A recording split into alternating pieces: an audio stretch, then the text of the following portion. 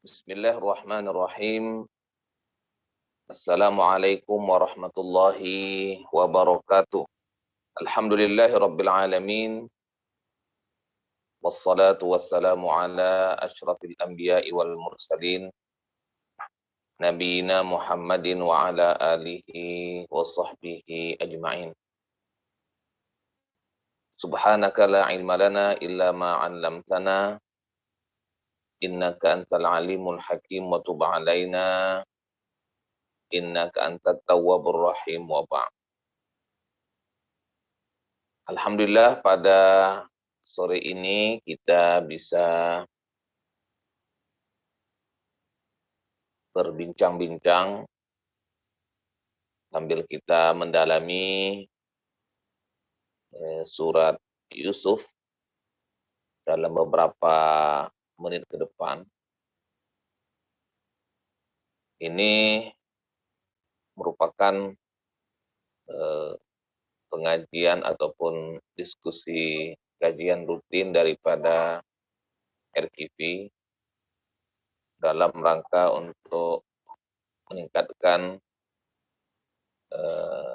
sakofah dan pengetahuan terhadap firman Allah Subhanahu wa taala. Surat Yusuf adalah surat yang diturunkan di Mekah, surat yang ke-12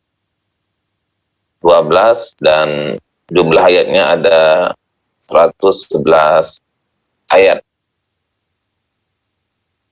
Surat ini turun pada tahun duka cita tatkala Abu Thalib dan Khadijah wafat.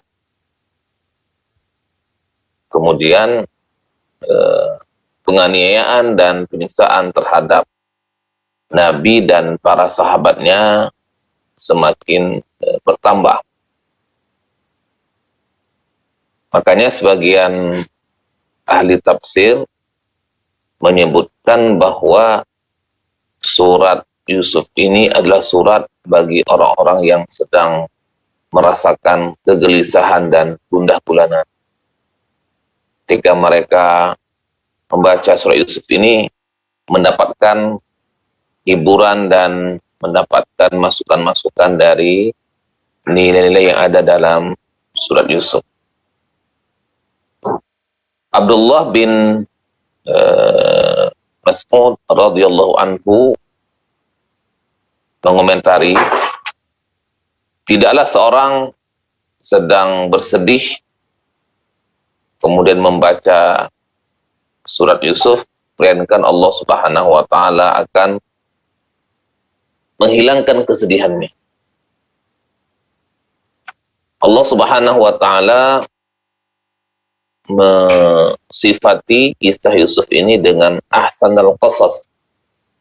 Nahnu naqussu 'alaika ahsanal qasas. Kami akan mengisahkan kepada kamu sebaik-baik kisah. Kenapa disebut dengan ahsanal qasas? Karena surat Yusuf ini adalah surat yang memiliki banyak pelajaran dan hikmah. Mencakup aspek tauhid, fiqh, sirah, ya, politik, dan urusan-urusan lainnya.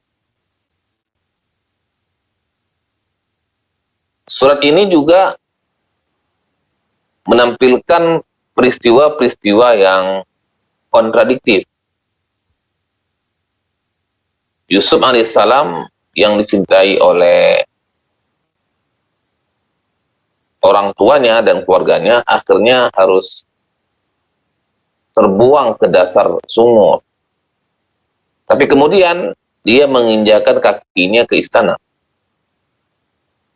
Kemudian dia masuk penjara dan ini tentunya aib. Tapi kemudian Yusuf alaihissalam bisa menjadi petinggi negara. Jadi ada suatu kondisi dia di bawah, kemudian dia di atas. Dia hina, dia mulia. Dia terpandang, tapi di sisi lain nanti dia mendapatkan perlakuan yang tidak pantas. Suasana kontradiktif ini ada dalam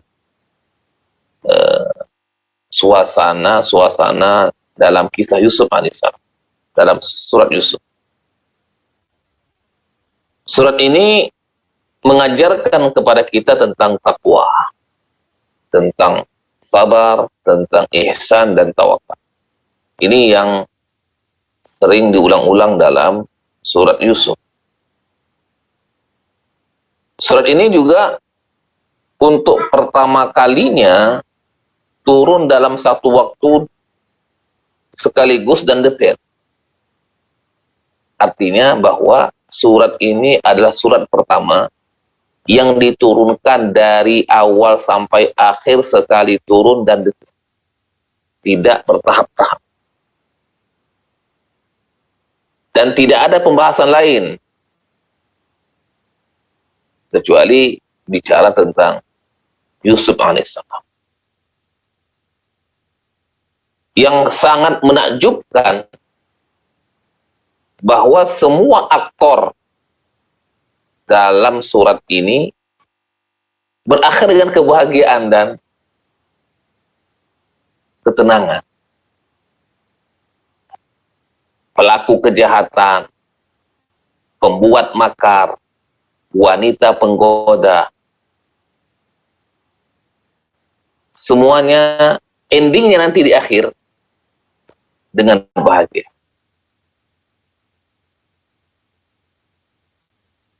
Istri Al-Aziz bertaubat dan kembali kepada Allah Subhanahu wa Ta'ala.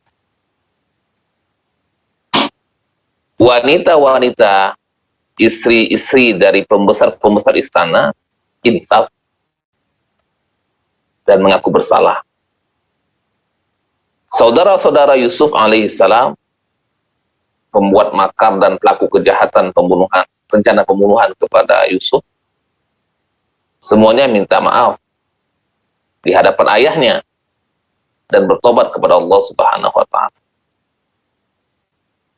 Pelayan raja yang mengeluarkan Yusuf dari penjara akhirnya beriman kepada Allah Subhanahu wa Ta'ala. Jadi aktor-aktor cerita yang ada dalam surat Yusuf ini awalnya tidak baik, tapi endingnya nanti mereka akan berada dalam suasana kebahagiaan dan kesenangan, kembali kepada jalan yang benar. Tempat kejadian ataupun tempat cerita yang ada dalam surat Yusuf ini tempatnya di Palestina, tempat tinggal Yakub alaihissalam dan Yusuf, serta Mesir. Di tempat Palestina dan Mesir.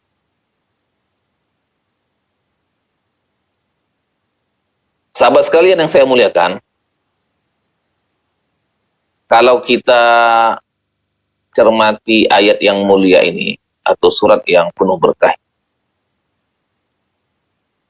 sebelum bicara tentang kisah Yusuf alaihissalam secara detail dan secara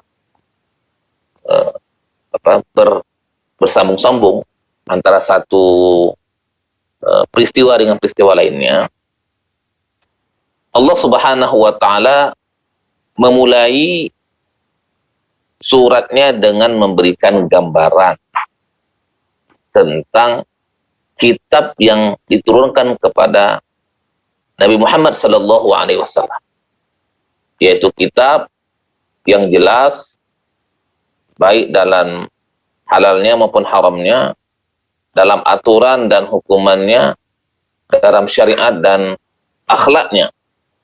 agar menjadi petunjuk bagi seluruh alam.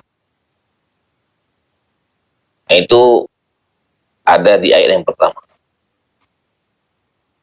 Di ayat yang kedua, Al-Quran Allah jelaskan diturunkan dengan lisan dan bahasa orang Arab. Inna anzalnahu Qur'anan Arabiyyan la'allakum ta'qilun. Dan ini sekaligus merupakan kemuliaan bagi orang-orang Arab. Nabinya dari bangsa Arab, Al-Qur'annya diturunkan dengan bahasa Arab dan untuk masyarakat Arab waktu itu. Kemudian Al-Quran ini selain dia menjelaskan tentang segala sesuatu, dia juga menjelaskan terkait dengan kisah-kisah terdahulu. Termasuklah kisah Yusuf alaihissalam yang disebut dengan Ahsanul Qasas.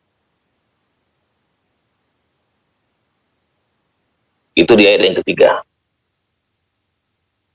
Baru setelah penjelasan umum tentang Al-Quran dan fungsinya serta kisah-kisah yang ada di dalamnya sebagai penguat daripada apa yang ada dalam Al-Quran, baru mulai cerita tentang mimpi. Mimpi Yusuf alaihissalam dan bagaimana takwil penjelasan daripada Yakub terkait dengan mimpi Yusuf. Jadi atas dasar mimpi inilah Yakub alaihissalam memiliki firasat dan keyakinan bahwa Yusuf ini adalah nabi, calon nabi. Inni ra'aitu ahada asyara kawkaba wasyamsa wal qamara ra'aituhum li sajidin.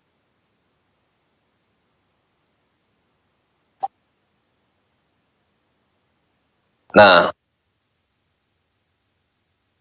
Yakub alaihissalam meminta kepada Yusuf alaihissalam agar tidak menceritakan ini kepada saudara-saudaranya.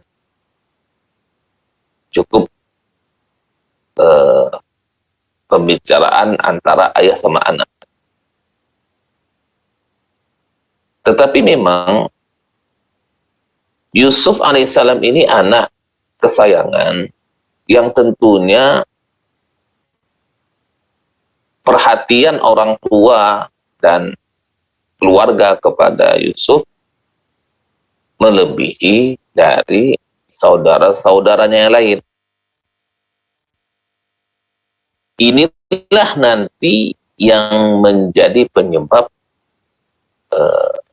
ketidaksukaan keluarga saudara-saudara Yusuf alaihissalam terhadapnya. Nah, setelah ini baru Allah Subhanahu wa taala secara bersambung mengajak kita untuk memahami tentang cobaan-cobaan yang dialami oleh Yusuf alaihissalam yang dilakukan oleh saudara-saudara. Jadi ujian yang dihadapi oleh Yusuf alaihissalam yang pertama adalah kedengkian saudaranya. Saudaranya ini nggak senang dengan Yusuf alaihissalam. Kenapa nggak senang? Karena Yakub alaihissalam memberikan perhatian lebih terhadap Yusuf dibandingkan dengan mereka. Dan memang penyebab eh, disharmonisasi atau pertingkaian antar keluarga, antar sesama, itu diantaranya adalah faktor dengki. Susah lihat orang senang, senang lihat orang susah. Jadi saudaranya Yusuf nggak senang melihat Yusuf itu senang.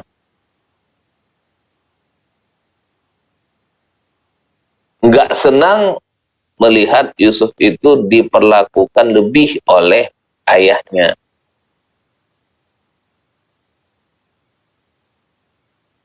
Dengki itu adalah iri terhadap orang lain sampai ada niat untuk menghilangkan nikmat yang dimiliki oleh orang tersebut.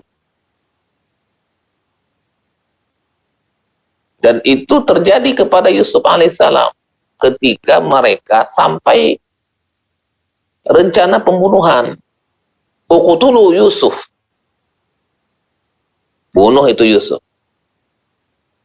Jadi cara untuk menghilangkan jejak dan membuat kita ini diperhatikan oleh ayah kita, tidak ada kecuali dibunuh. Uqtulu Yusuf. Bunuhlah Yusuf. Awi tarahuhu arda.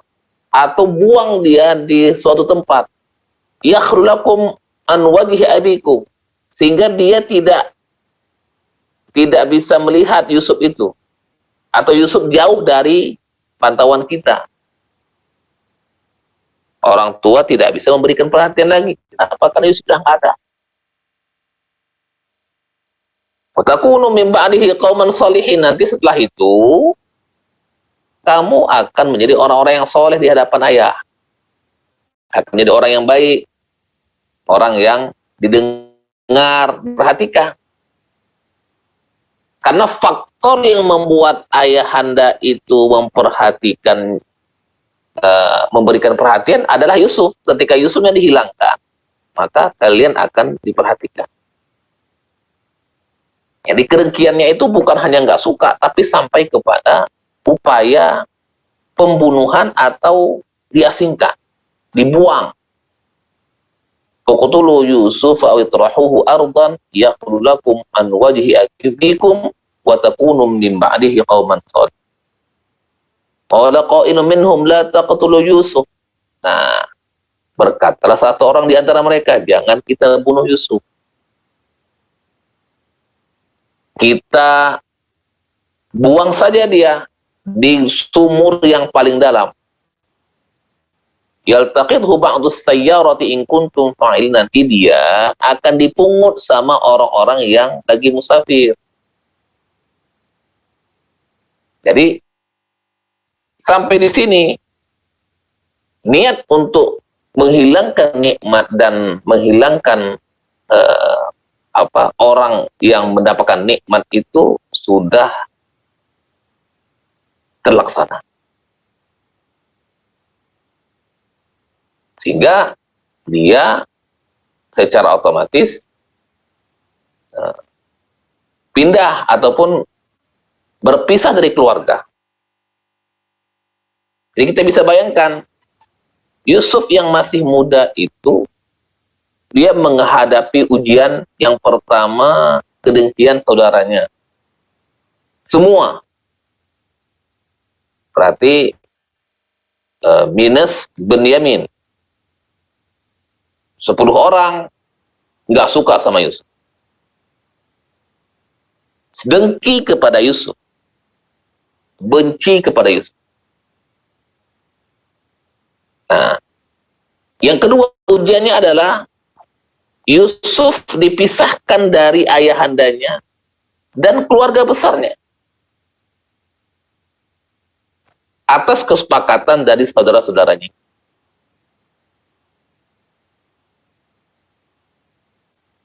Yang ketiga, ujiannya adalah dia dibuang ke dalam sumur. fi ghayabatil jub, fa'alquhu fi ghayabatil jub. Lemparkan dia, masukkan dia, buang dia ke dalam sumur yang dalam.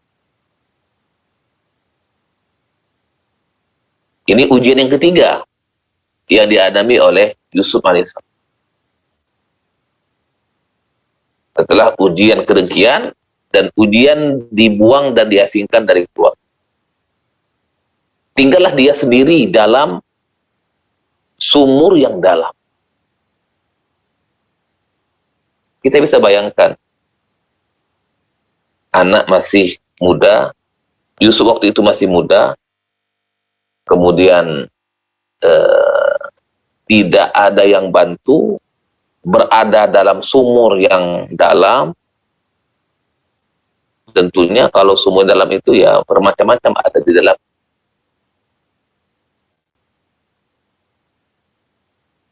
La tunabbi annahum bi amrihim hadza wa hum la yash'urun. Tetapi Allah Subhanahu wa taala menjaga Yusuf alaihissalam, dan Allah janjikan kami akan bongkar urusan-urusan mereka itu nanti. Wahum la yash'urun, mereka nggak tahu, mereka nggak merasa. Berada dalam sumur yang dalam, di kegelapan malam, kalau malam hari, di tengah hari ketika dia siang,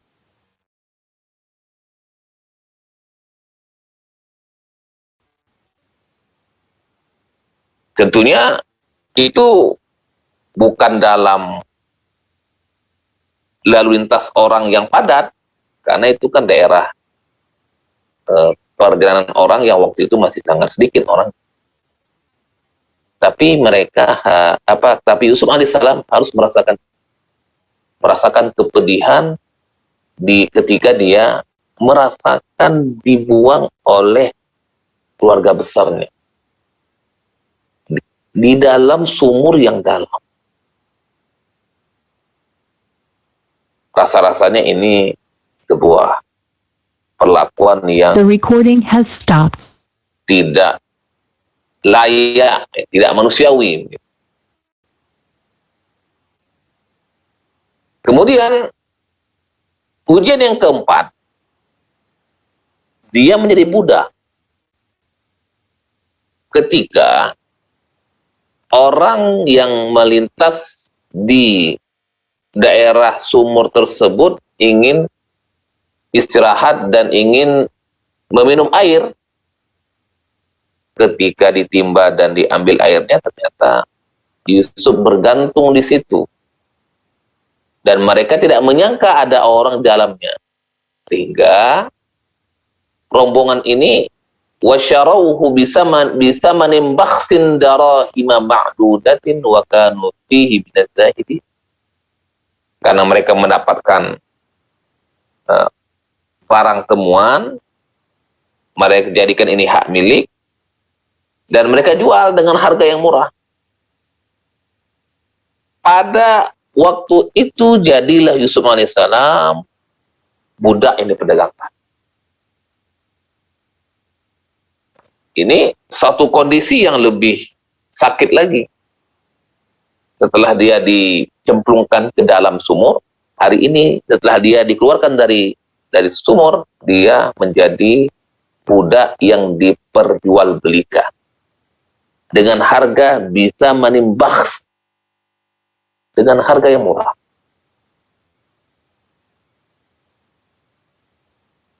Akhirnya dibeli sama orang-orang yang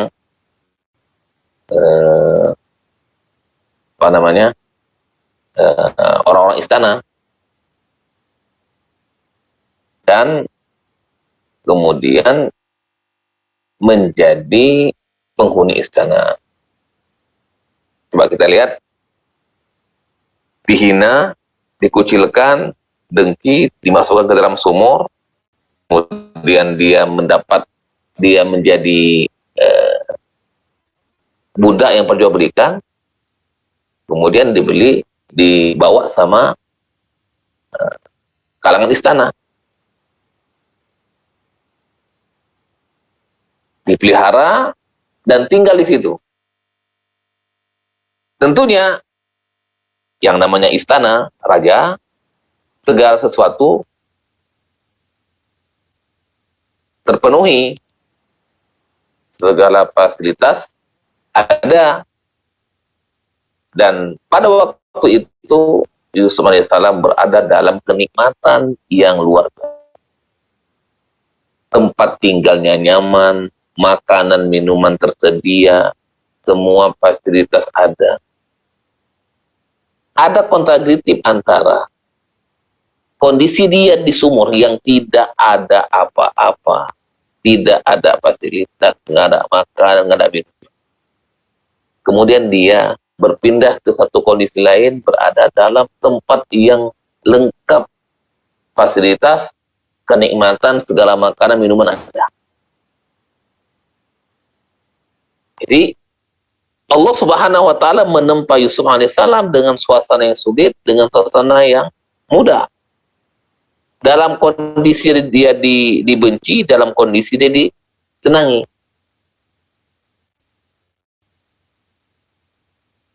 Nah, kemudian dia Yusuf alaihissalam tumbuh menjadi ya seorang anak muda yang ganteng, yang bersih, yang bagus parasnya, sehingga ini membuat istri Aziz itu tergoda dengan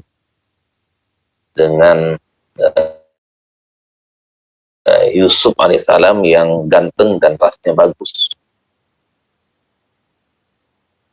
Sehingga dibuatlah rencana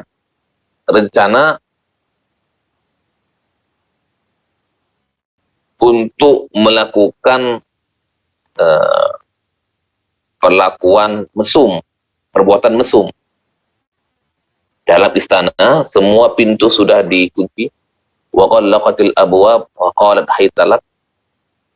Ya, setelah dikunci semuanya, kemudian istri Aziz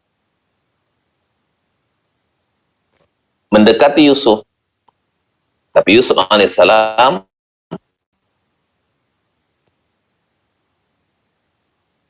berada dalam kondisi yang bisa mengendalikan diri, menguasai dirinya. Qala ma'adallah innahu rabbi ahsan. Aku berlindung kepada Allah, Dia ada Tuhanku, dan sebaik-baik tempat aku kembali. Innahu la yuflihuz zalimun. Nah, dalam kondisi seperti itu,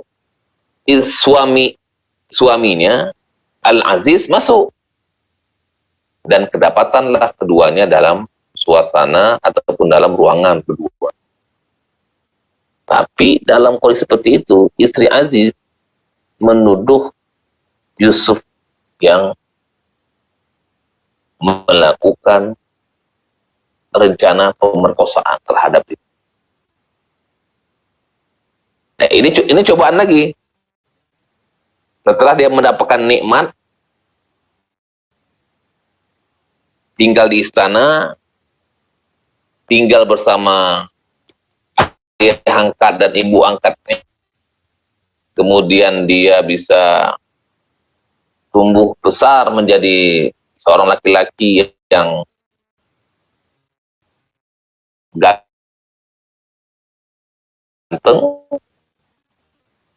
tapi di situ pula ujian. Dia diuji, mengajarnya untuk bukan perbuatan mesum. Dia Yusuf alaihissalam tidak mau, tapi dia dituduh untuk memperkosa. Ayat yang ke-23 sampai 29. Sehingga berita ini bukan hanya berita tentang Yusuf ini bukan hanya diketahui oleh kalangan, tapi juga merebak. Sehingga wanita-wanita lain pun ya ingin merayu dan menggoda Yusuf alaihissalam. Dihadapkanlah Yusuf bersama majelis para wanita-wanita istana, kemudian diajak untuk mereka duduk serta wa'tadat lahunna muttaka'a wa atat kulla wahidin minhunna sikina. Setiap wanita dikasih tempat duduk, kemudian dikasih pisau. Kemudian waqalat yakhruj alaihin. Kemudian Yusuf tampil di hadapan mereka. Hingga wanita-wanita yang hadir ketika itu terpana dan terpesona dengan paras kegantengan Yusuf. Wa qulna ma hadza bashara in hadza illa malakun karim. Mereka mengatakan, ini bukan manusia nih. Ini adalah malaikat yang mulia. Tapi karena tidak ada penyelesaian, tidak ada kejelasan, karena ini adalah terkait dengan harkat dan martabat istana, maka ya, Yusuf harus mengalah, tidak mau terlibat dalam fitnah-fitnah yang dilancarkan oleh istri Al-Aziz dan wanita-wanita yang ada di sekitar istana.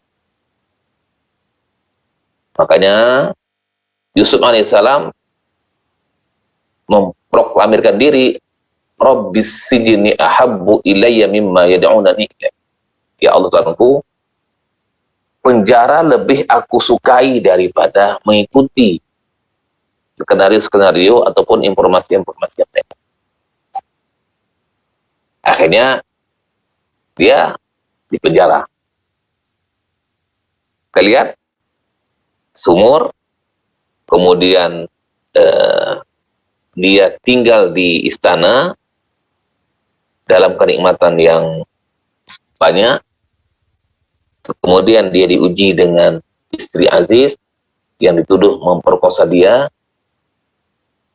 Kemudian dia diganggu dan digoda oleh wanita-wanita yang ada di istana.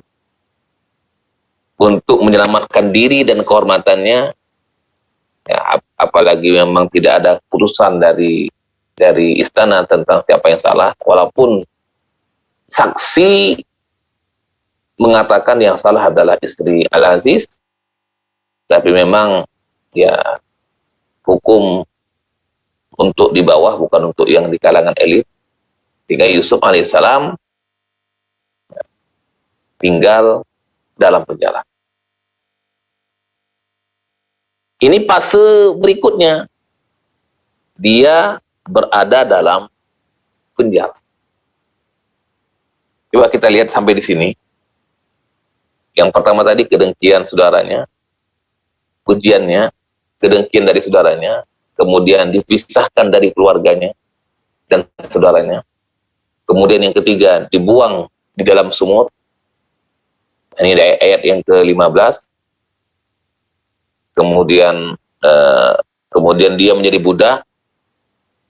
Nah, ini ayat 19 sampai 22. Kemudian dia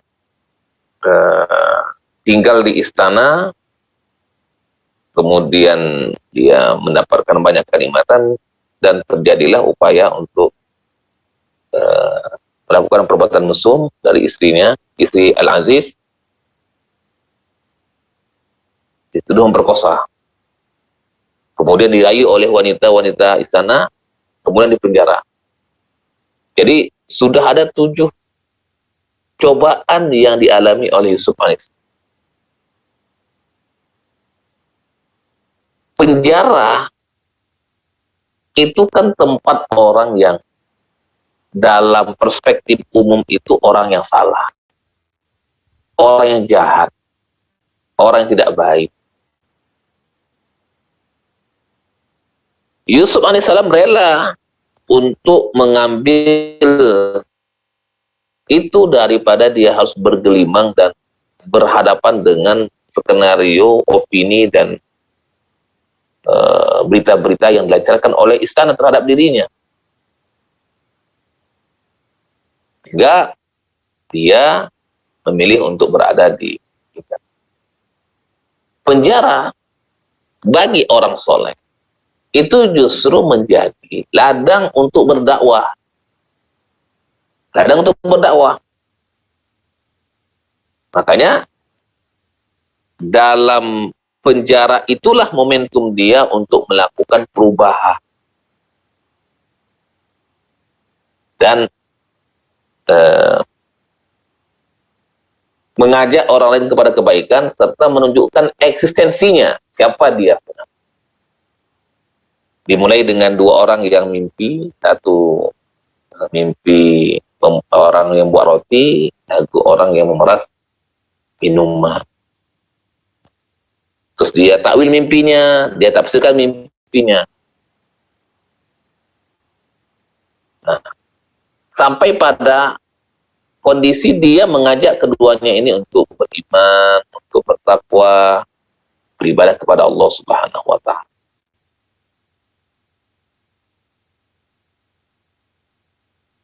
Sampai pada kondisi di mana raja itu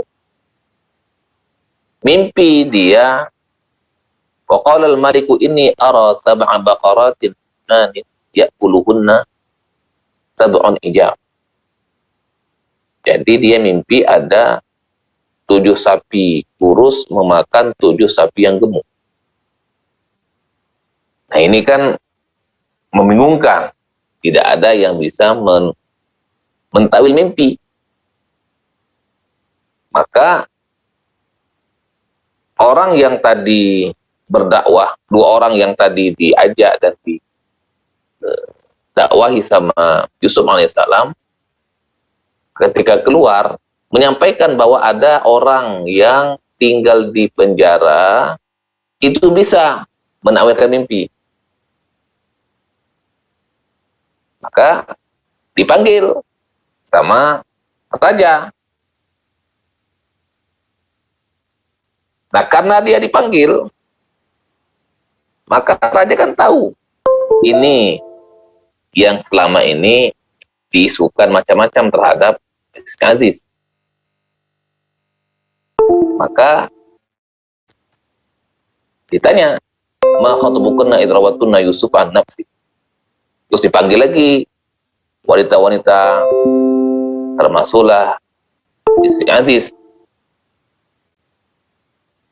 Singkat cerita bahwa Yusuf alaihissalam ini bisa memberikan informasi yang nggak diberikan sama orang lain. Dan dia mendapat tempat khusus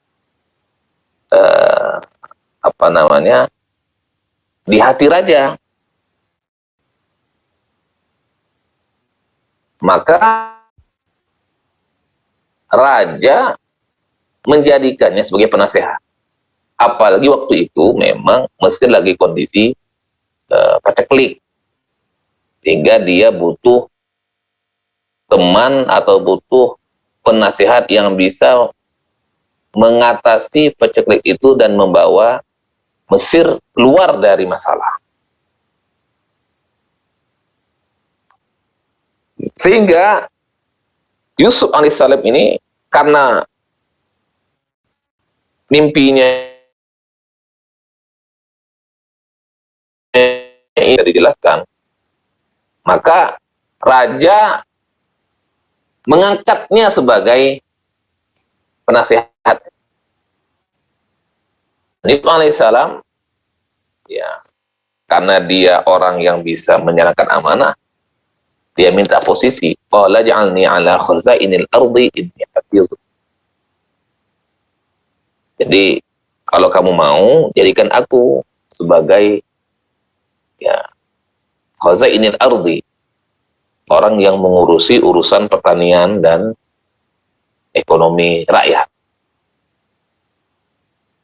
Kenapa dia minta? Karena dia tahu posisinya ini strategis dan perlu orang yang amanah, hafizun alim, orang yang bisa menjaga dan bisa mengetahui ilmu-ilmu yang terkait dengan masalah sehingga bisa keluar dari kondisi sulit.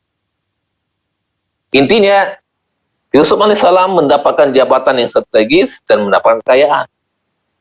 Nah, ini di ayat 55 sampai 88. Nah, cerita tentang Yusuf alaihissalam berada dalam kondisi yang mendapatkan jabatan strategis dan mendapatkan kekayaan dan kenikmatan itu secara panjang lebar di ayat 55 sampai ayat 80. Di sini ujiannya adalah dia mendapatkan ujian kekayaan dan jabatan. Tapi ini kan ujian nomor 8. 1 sampai 7 itu ujiannya susah, sakit, pedih. Artinya memang apa yang didapatkan oleh Yusuf dalam bentuk ujian jabatan dan kekayaan di poin nomor 8. Itu setelah dia merasakan kepahitan, kesengsaraan, dan kesulitan dalam 7 fase kesulitan itu. Sehingga dia bisa melaluinya dengan baik. Nanti pada akhirnya, singkat cerita, karena dia mendapatkan posisi yang strategis, Mesir dalam kondisi susah dan sulit, orang-orang Mesir dan sekitar Mesir itu datang ke Mesir untuk minta bantuan. Apa yang dicanangkan oleh Yusuf alaihissalam dalam menjawab mimpi raja itu terbukti bahwa dalam kondisi sulit pun, ya, karena tabungan gandum itu dicanangkan oleh Yusuf, maka Mesir bisa melewati itu dengan baik.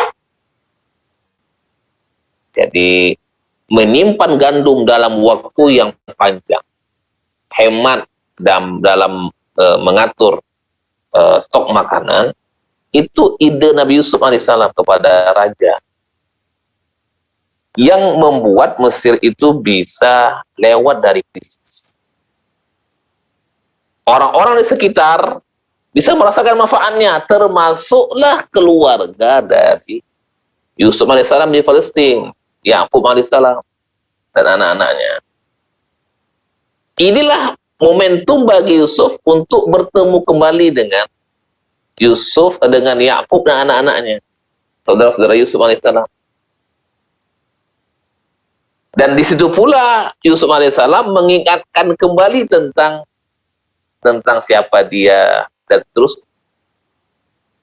qala hal alimtum ma fa'altum bi Yusufa id antum jahilun qalu a innaka la anta Yusuf qala ana Yusuf wa hadha akhi qad manna Allahu alaina innahu man yattaqi wa yasbir fa innallaha la yudhi'u ajral muhsinin. Ini momentum bagi Yusuf untuk bertemu dengan saudara-saudaranya, memulihkan suasana, kemudian melakukan rekonsiliasi, melakukan mengikat kembali hubungan silaturahim antara Yusuf saudaranya sama ayahnya. Tapi mulianya Nabi Yusuf alaihissalam,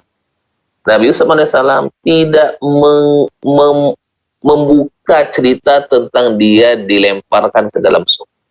Dia tidak dibuka cerita tentang bagaimana dia itu diasingkan oleh saudaranya.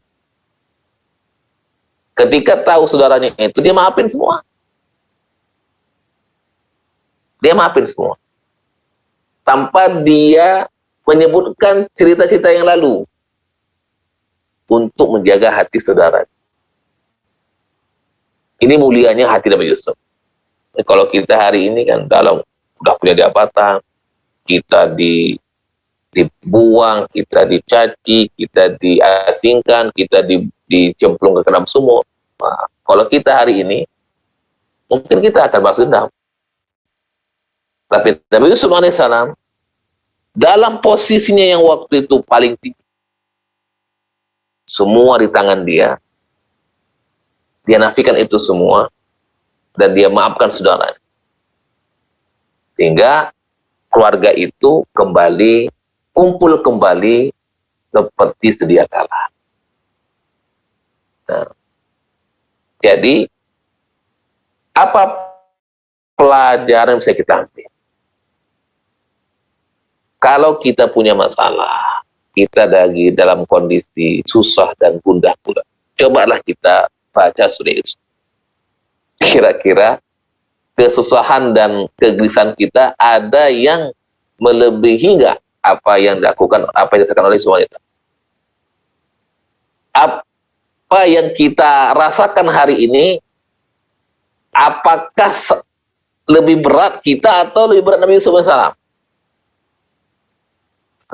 Makanya ini kata tadi Ibnu Mas'ud, kalau kita punya masalah, gelisah, gundah gulana, baca Nabi Yusuf, baca surah Yusuf, maka Allah akan memberikan keringanan dari masalah yang kita hadapi. Jadi itu ending dari cerita dalam surah Yusuf. Jadi ada 9 cobaan dan ujian Nabi Yusuf alaihissalam. Mulai dari yang paling sakit, yang paling berat, sampai yang paling enak. Memaafkan saudara itu satu hal yang berat juga.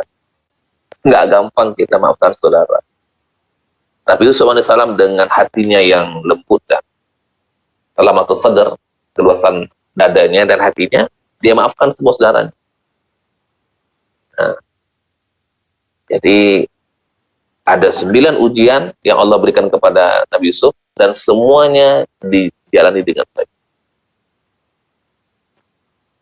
Mudah-mudahan kita bisa belajar dari sikap Nabi Yusuf. Ada 3 hal penting. Bertakwa, sabar, ihsan. Bertakwa kepada Allah Ta'ala, sabar dalam menghadapi ujian dan cobaan, ihsan selalu berbuat baik. Inilah rahasianya Yusuf alaihissalam bisa melewati itu semua. Dan takwa, sabar, ihsan dalam surah Yusuf diulang berkali-kali. Jadi intisari kisah Nabi Yusuf itu, kalau kita ingin ambil adalah, mari sama-sama kita berkuduah dalam takwa, dalam ihsan, dan dalam sabar terhadap Nabi Yusuf alaihissalam. Wallahu a'lam bishawab.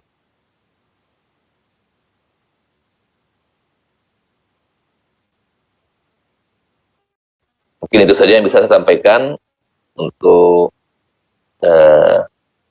tadabbur surah Yusuf hari ini. Tentunya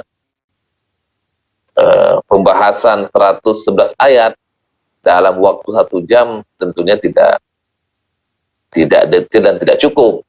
Makanya tadi saya agak menjelaskannya singkat-singkat supaya tema-tema umumnya bisa kita dapatkan dan kita bisa mengambil iktibar inti daripada kisah Nabi Yusuf alaihissalam di surah Yusuf.